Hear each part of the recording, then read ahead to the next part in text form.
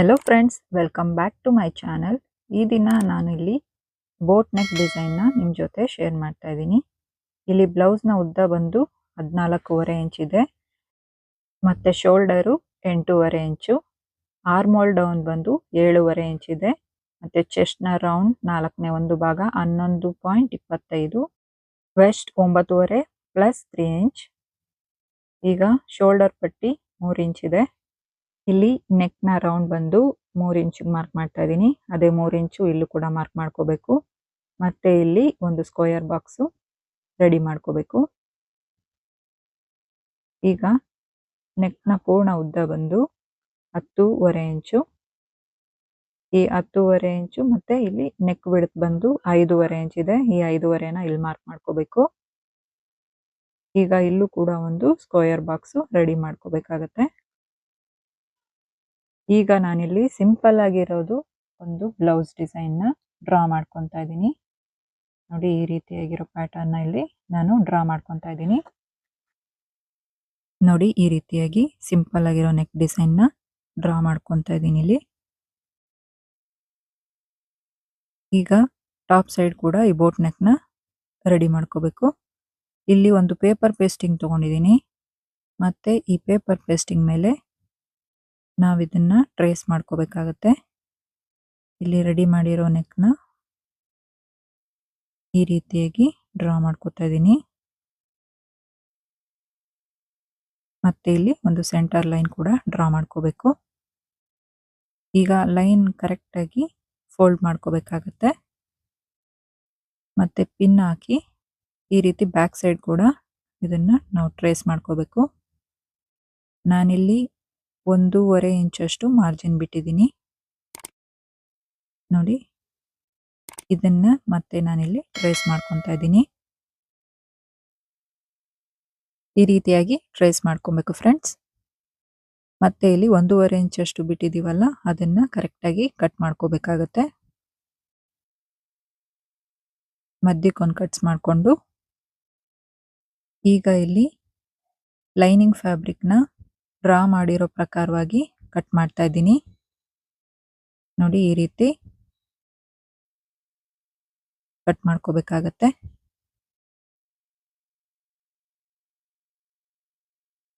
ಮತ್ತೆ ಇಲ್ಲಿ ಪೇಪರ್ ಪೇಸ್ಟಿಂಗ್ನ ತಗೊಂಡು ಈ ರೀತಿಯಾಗಿ ಫಿಕ್ಸ್ ಮಾಡ್ಕೋಬೇಕು. ಮೊದಲಿಗೆ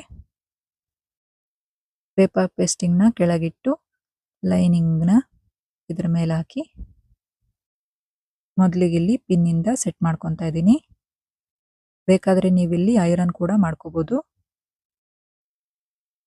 ಈಗ ಲೈನಿಂಗ್ ಫ್ಯಾಬ್ರಿಕ್ನ ನಾನಿಲ್ಲಿ ಪೇಪರ್ ಪೇಸ್ಟಿಂಗ್ ಜೊತೆ ಫಿಕ್ಸ್ ಮಾಡ್ತಾ ಇದ್ದೀನಿ. ನೋಡಿ, ಈ ರೀತಿ ನೀಟಾಗಿ ಎಲ್ಲೂ ಸುಕ್ ಬರ್ದಿರೋ ಹಾಗೆ ಇದನ್ನ ಸ್ಟಿಚ್ ಮಾಡ್ಕೋಬೇಕು.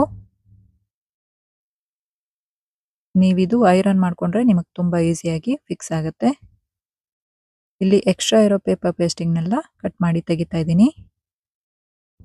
ನೋಡಿ, ಈ ರೀತಿ ಕಟ್ ಮಾಡ್ಕೋಬೇಕಾಗತ್ತೆ. ಈ ರೀತಿಯಾಗಿ ಕಟ್ ಮಾಡ್ಕೊಂಡ್ಮೇಲೆ ಮತ್ತೆ ಬ್ಯಾಕ್ ಸೈಡ್ ಟರ್ನ್ ಮಾಡಿಕೊಂಡು ಈ ರೀತಿ ಕಾರ್ನರಲ್ಲಿ ಸ್ಟಿಚ್ ಮಾಡ್ಕೋಬೇಕು. ನಿಮಗೆ ಇದು ಐರನ್ ಮಾಡ್ಕೊಂಡ್ರೆ ಈ ರೀತಿಯಾಗೆಲ್ಲ ಸ್ಟಿಚ್ ಮಾಡ್ಕೊಳ್ಳೋ ಅವಶ್ಯಕತೆ ಇರೋದಿಲ್ಲ.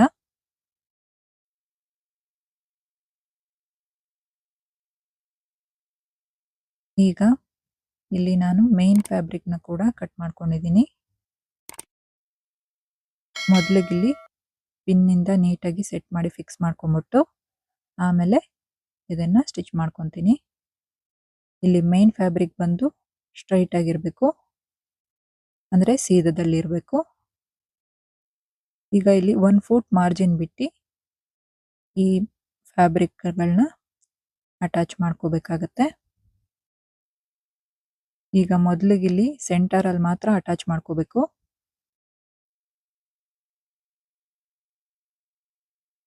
ನೋಡಿ, ಈ ರೀತಿಯಾಗಿ ನಾನಿಲ್ಲಿ ಅಟ್ಯಾಚ್ ಮಾಡ್ಕೊಂಡಿದ್ದೀನಿ.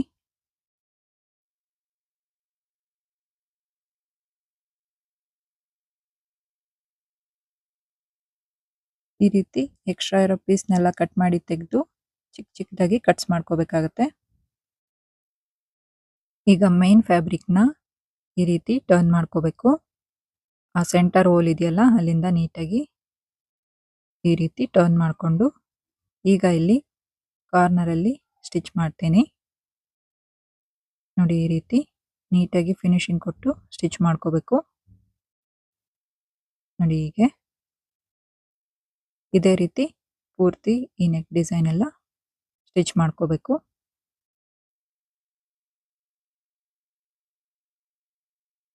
ಇದೇ ರೀತಿಯಾಗಿರೋ ಬ್ಲೌಸ್ ಬ್ಯಾಕ್ ನೆಕ್ ಡಿಸೈನ್ಗಳು ನಮ್ಮ ಚಾನಲ್ನಲ್ಲಿ ತುಂಬ ಇದೆ ಫ್ರೆಂಡ್ಸ್, ನೋಡಿ ಸಪೋರ್ಟ್ ಮಾಡಿ. ಹಾಗೆ ಚಾನಲ್ನ ಸಬ್ಸ್ಕ್ರೈಬ್ ಮಾಡೋದು ಮರಿಬೇಡಿ. ಈ ರೀತಿಯಾಗಿ ತಯಾರಾದಮೇಲೆ ಮತ್ತೆ ಇಲ್ಲಿ ನಾನು ಟಾಪ್ ಸೈಡಿಂದನೇ ಲೈನಿಂಗು ಮತ್ತು ಮೇನ್ ಪೀಸ್ನ ಅಟ್ಯಾಚ್ ಮಾಡ್ಕೊತಾ ಇದ್ದೀನಿ. 4 ಸೈಡ್ ಕೂಡ ಅಟ್ಯಾಚ್ ಮಾಡ್ಕೋಬೇಕು. ಇದು 1 ಫುಟ್ ಮಾರ್ಜಿನ್ ಬಿಟ್ಟು ಸ್ಟಿಚ್ ಮಾಡ್ಕೊಳ್ಳಿ.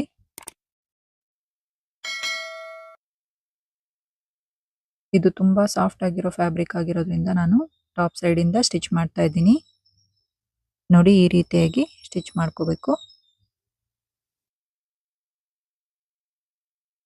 ಎಲ್ಲೂ ಸುಕ್ ಬರ್ದಿರೋ ಹಾಗೆ ನೀಟಾಗಿ ಸ್ಟಿಚ್ ಮಾಡ್ಕೊಂಡಿದ್ದೀನಿ ಇಲ್ಲಿ.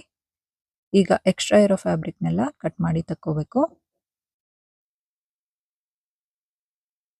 ಈ ರೀತಿ ತೆಗ್ದಿದ್ದಾದ್ಮೇಲೆ ಇಲ್ಲಿ ಬ್ಯಾಕ್ ಬಟನ್ ಬರೋದ್ರಿಂದ ಇದನ್ನ ನಾನು ಸೆಂಟರ್ಗೆ ಕಟ್ ಮಾಡ್ತಾ ಇದ್ದೀನಿ. ಈ ರೀತಿ ಇದು ಬ್ಯಾಕ್ ಹುಕ್ಸ್ ಬ್ಲೌಸ್ ಫ್ರೆಂಡ್ಸ್. ಈಗ ಕಟ್ ಮಾಡಿರೋದ್ರಿಂದ ಇಲ್ಲಿ ಸ್ಟಿಚ್ ಮಾಡ್ಕೋಬೇಕಾಗತ್ತೆ.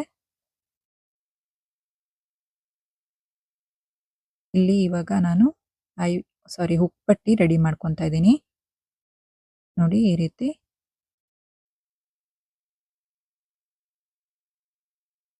ನಿಮಗೆ ಯಾವುದಾದ್ರೂ ಏನಾದರೂ ಡೀಟೇಲ್ ಆಗಿ ಗೊತ್ತಾಗಿಲ್ಲ ಅಂದರೆ ಕಮೆಂಟ್ ಸೆಕ್ಷನಲ್ಲಿ ಮೆಸೇಜ್ ಮಾಡಿ ಫ್ರೆಂಡ್ಸ್. ನಾನು ನೋಡಿ ಅದನ್ನು ಕ್ಲಿಯರ್ ಆಗಿ ಹೇಳ್ಕೊಡೋದಕ್ಕೆ ಪ್ರಯತ್ನ ಪಡ್ತೀನಿ. ನೋಡಿ ಈಗ ಟಾಪ್ ಸೈಡ್ ಕೂಡ ಇದೇ ರೀತಿ ಸ್ಟಿಚ್ ಮಾಡ್ಕೋಬೇಕು. ಒಂದು ಚಿಕ್ಕ ಪೀಸ್ನ ಸ್ಟಿಚ್ ಮಾಡ್ತಾ ಇದ್ದೀನಿ. ಇಲ್ಲೂ ಕೂಡ ಒಂದು ಹುಕ್ ಬರುತ್ತೆ.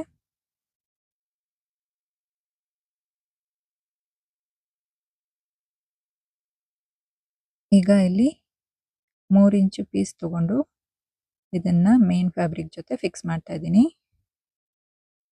ಇದು ಐ ಪಟ್ಟಿಗೋಸ್ಕರ. ಈಗ ಇಲ್ಲಿ ನಾನು ಟಾಪ್ ಸೈಡು ಫೋಲ್ಡ್ ಮಾಡ್ಕೋಬೇಕಾಗತ್ತೆ, ಯಾಕೆಂದರೆ ಅಲ್ಲಿ ಆಲ್ರೆಡಿ ಫಿನಿಶಿಂಗ್ ಆಗಿದೆ. ಅದಕ್ಕೋಸ್ಕರ ಈ ರೀತಿಯಾಗಿ ಫೋಲ್ಡ್ ಮಾಡಿಕೊಂಡ್ರೆ ಮತ್ತೆ ಅಲ್ಲಿ ಫಿನಿಶಿಂಗ್ ನೀಟಾಗಿ ಬರುತ್ತೆ. ಇಲ್ಲಿ ಮಾಮೂಲಿಯಾಗಿ ಐ ಪಟ್ಟಿನ ಅಟ್ಯಾಚ್ ಮಾಡ್ತಾ ಇದ್ದೀನಿ.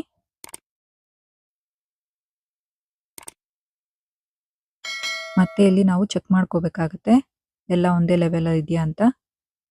ನೋಡಿ ಈ ರೀತಿಯಾಗಿ ಚೆಕ್ ಮಾಡ್ಕೋಬೇಕು.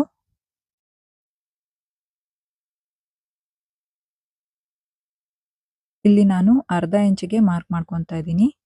ಎರಡು ಕೂಡ ಒಂದೇ ಲೆವೆಲಲ್ಲಿ ಇಟ್ಟು ಮಾರ್ಕ್ ಮಾಡ್ಕೋಬೇಕಾಗತ್ತೆ. ಈಗ ಇಲ್ಲಿ ಬ್ಯಾಕ್ ಡಾಟ್ನ ಹಿಡಿತಾ ಇದ್ದೀನಿ.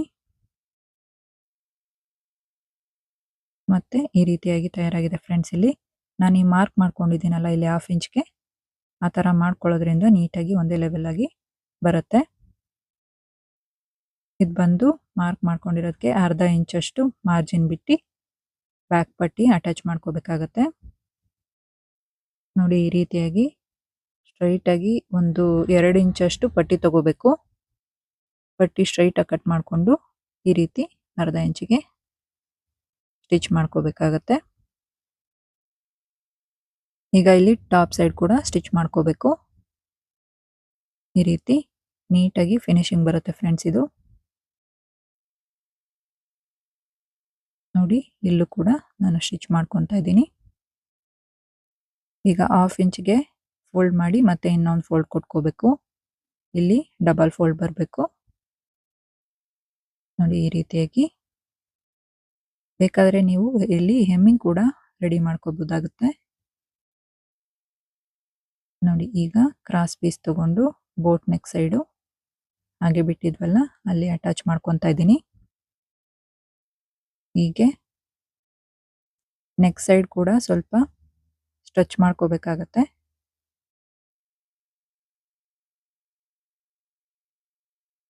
ಮೇಲ್ಗಡೆ ಅಟ್ಯಾಚ್ ಮಾಡ್ತಿರೋ ಪೀಸ್ನ ಎಳ್ಕೋಬಾರ್ದು, ಓನ್ಲಿ ಬ್ಲೌಸ್ ಸೈಡ್ ಮಾತ್ರ ಎಳ್ಕೋಬೇಕು ನೀಟಾಗಿ.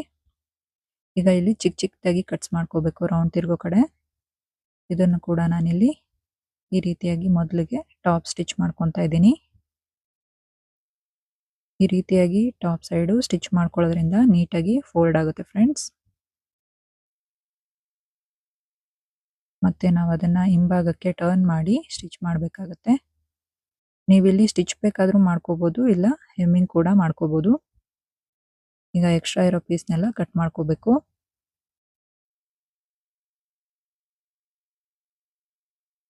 ಈಗ ನಾನಿಲ್ಲಿ ಹಿಂಭಾಗಕ್ಕೆ ಇದನ್ನು ಫೋಲ್ಡ್ ಮಾಡಿ ಸ್ಟಿಚ್ ಮಾಡ್ತಾ ಇದ್ದೀನಿ.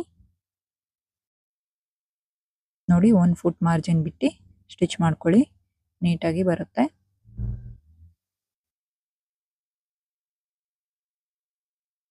ಎರಡೂ ಕಡೆ ಕೂಡ ಇದೇ ರೀತಿ ಸ್ಟಿಚ್ ಮಾಡ್ತಾ ಇದ್ದೀನಿ.